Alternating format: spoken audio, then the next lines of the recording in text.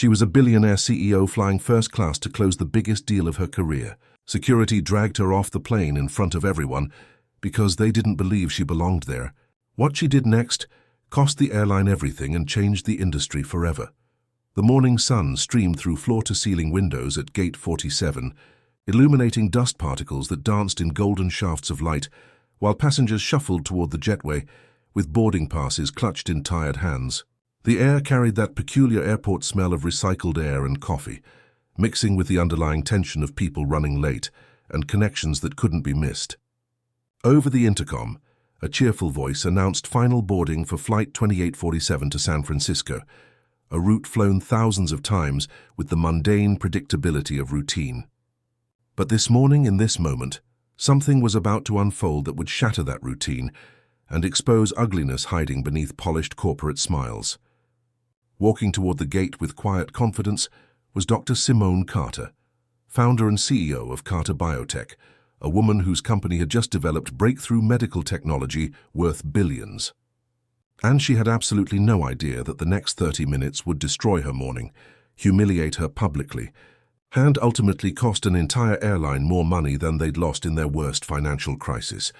Before this story takes you into what happened next, pause here for just a moment. If you believe in standing up against injustice, in consequences for discrimination, and in the power of one person to change broken systems, please like this video. Share it with someone who needs to see that accountability still exists, and subscribe to Untold Kindness Journey. Your support helps us tell stories that prove actions have consequences, and dignity matters more than corporate profits. Simone had earned every inch of her success through brilliance and relentless work.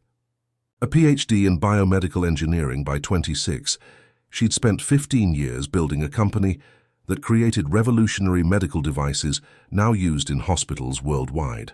Her net worth sat comfortably at $2.8 billion, though she lived modestly and reinvested most profits into research. This morning, she was flying to San Francisco for the final negotiation of a partnership with Genesis Airlines' parent company, a deal that would bring $4.9 billion in investment capital to expand her technology globally. She'd booked first class not for luxury, but because she needed to review contracts during the flight, needed space to work, needed to arrive fresh for meetings that would shape the future of healthcare technology. She approached the gate agent with her first-class boarding pass and identification ready, her tailored business suit impeccable, her carry-on containing prototypes worth millions, and contracts requiring her signature. The gate agent, a middle-aged white woman whose name tag read Patricia, looked at Simone's ticket, then at Simone, then back at the ticket with an expression that shifted from neutral to suspicious in the span of a heartbeat. "There must be some mistake," Patricia said, her voice carrying that particular tone of manufactured politeness, masking something uglier. "This is a first-class ticket." Simone's smile remained patient, despite the familiar sting of what was coming. "Yes, I'm aware. I purchased it. I'm Dr. Simone Carter, and I need to board now as I have work to complete during the flight." Patricia's eyes narrowed, her fingers hovering over her computer keyboard as if checking for fraud. "Do you have another form of identification? A credit card, perhaps?" The implication hung in the air like smoke. The unspoken accusation that a black woman couldn't possibly afford a first-class ticket legitimately. Must have stolen it, or made some error, or didn't belong in spaces reserved for certain types of people. Simone felt her jaw tighten, but maintained her composure, pulling out her driver's license and the credit card she'd used to purchase the ticket. Patricia examined them with theatrical skepticism, taking far longer than necessary, calling over another agent to whisper and point, while other passengers boarded around them without question. White passengers whose tickets were never questioned, whose right to occupy first-class seats was never challenged. Then Patricia made a decision that would cost her company billions. She picked up her phone and called airport security, claiming there was a suspicious passenger attempting to board with a potentially fraudulent ticket. Within minutes, 2 security officers appeared, their hands resting on belts heavy with equipment designed to intimidate and control. "Ma'am, we need you to step aside," the larger officer said, his voice carrying authority that expected immediate compliance. Simone's heart raced, but her voice remained steady. "I've provided all necessary identification. My ticket is legitimate." I'm a paying passenger with every right to board this flight. But the officers weren't interested in rights or legitimacy, only in responding to the complaint from airline staff, who decided Simone didn't look like she belonged. What happened next was captured on cell phones by at least a dozen passengers, videos that would soon spread across social media like wildfire. The security officers grabbed Simone's arms, one on each side, and physically dragged her away from the gate while she protested, her voice rising not in anger, but in the desperate assertion of dignity being stripped away in public. I am Dr. Simone Carter, CEO of Carter Biotech. I have done nothing wrong. You are assaulting me based on a false complaint. But her words meant nothing against the machinery of assumption and prejudice already in motion. They pulled her through the terminal, while travelers stopped to stare, some recording, others looking away in discomfort, witnessing injustice but unwilling to intervene. They took her to a security office, where she was detained for over an hour, missing her flight entirely, while officers ran background checks that would have taken 5 minutes if they'd bothered to Google her name. They questioned her about how she could afford a first-class ticket, where she got the money, whether the credit card was really hers, treating her like a criminal instead of a passenger, like a suspect instead of a citizen, like someone guilty until proven innocent simply because of the color of her skin, all while her legitimate ticket sat in her hand, all while her identification proved exactly who she claimed to be, all while the contracts for a $4.9 billion deal sat in her bag untouched. By the time they finally admitted their mistake and released her with a perfunctory apology that carried no real remorse, Simone had missed her flight and her crucial meeting. But more than that, something had crystallized inside her. A cold fury born not from personal offense, but from recognizing a system that needed to be broken and rebuilt. She took an Uber directly to Genesis Airlines' corporate headquarters, bypassing the rescheduled flight entirely, walking into their executive offices without an appointment, her presence and name enough to get her past reception and into the CEO's office within minutes. James Morrison, the airline's CEO, greeted her with enthusiastic handshakes and apologies for her travel delay, completely unaware of what had just happened to his potential business partner. Simone sat down across from him, her posture perfect, her voice calm and absolutely cold. Mr. Morrison, I'm going to tell you a story about what your airline did to me this morning, and then I'm going to tell you what I'm going to do about it.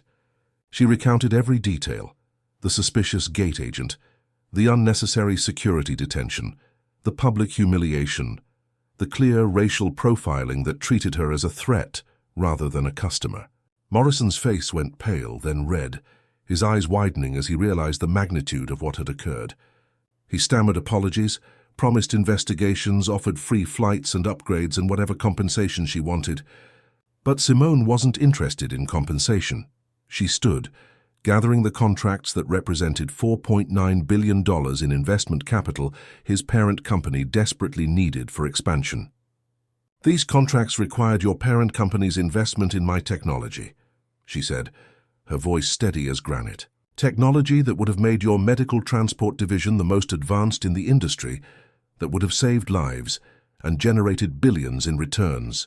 But I will not partner with a company that allows its employees to racially profile passengers, that trains its security to assume black women are criminals rather than customers, that creates systems where humiliation is the default response to people who don't fit someone's prejudiced expectation of who belongs in first class. The partnership is terminated. Find your $4.9 billion somewhere else. Morrison's face went from shock to panic to desperate pleading. Dr. Carter, please, we can make this right. We'll fire everyone involved. Implement new training, anything you want. But Simone shook her head.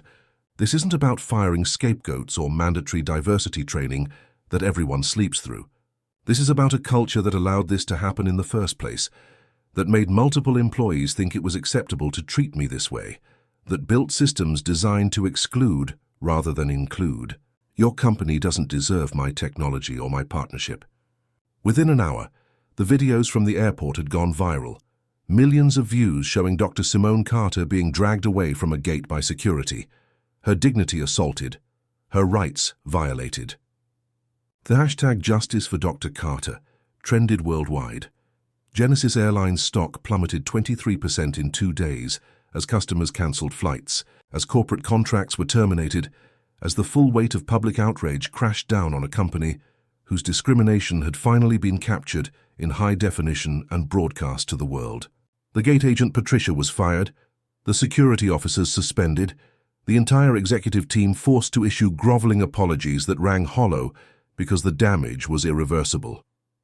But more importantly, Simone used her platform and her story to push for legislation requiring airlines to implement concrete anti-discrimination policies with real penalties for violations, to create oversight systems that prevented racial profiling, to ensure what happened to her couldn't happen to others with less power and fewer resources to fight back. She partnered instead with a competitor airline whose CEO flew to meet her personally, who listened to her experience with genuine horror, who immediately implemented company-wide changes and made her an advisor on their diversity and inclusion programs. That airline got the $4.9 billion partnership and the revolutionary technology that came with it.